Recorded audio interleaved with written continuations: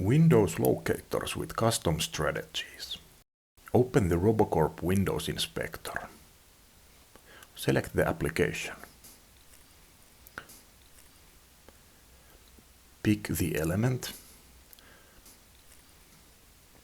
Select the desired attributes and test the rule.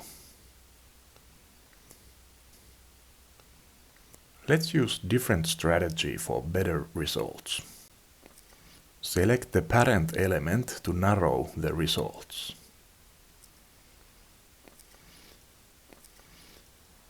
Add rule for the parent element. Create rule for the target element.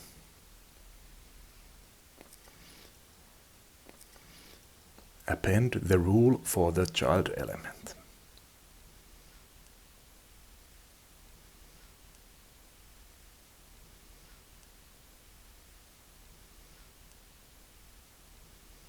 Collect the locator and the code.